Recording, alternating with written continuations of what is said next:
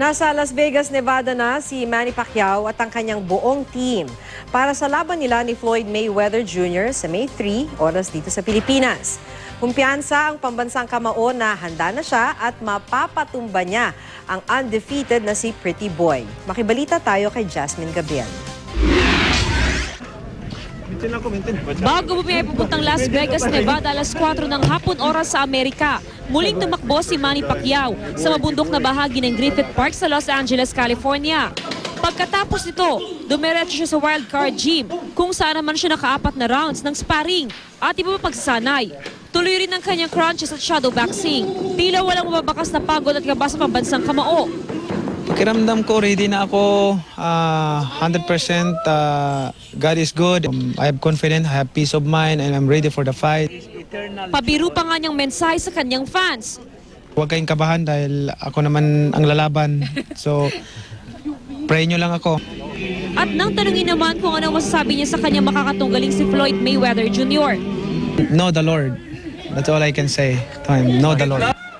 Pasado alas 8 ng gabi oras sa Amerika, dumating si Pacman at kanyang pamilya sa Las Vegas sakay ng isang recreational vehicle.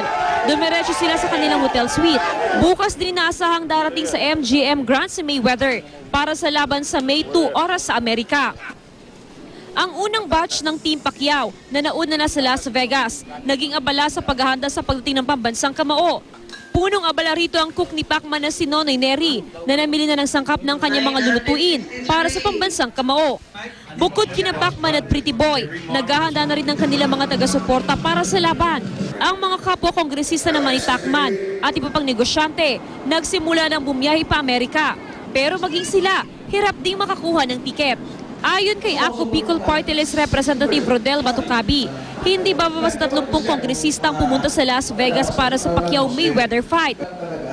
Marami raw sa mga ito, tiyak na wala pang tiket, pero umaasa na doon na makakakuha makakabili.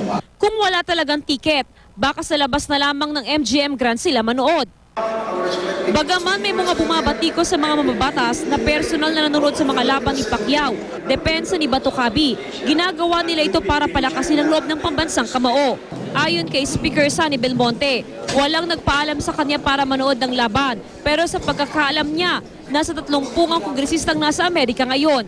Dito naman sa Pilipinas, inihahanda na rin ang mga lugar kung saan pwedeng mapanood ng libre ang bakbakan, gaya sa Kidapawan City. Aabot sa 2,000 individual ang maaaring ma-accommodate sa gym ng lungsod.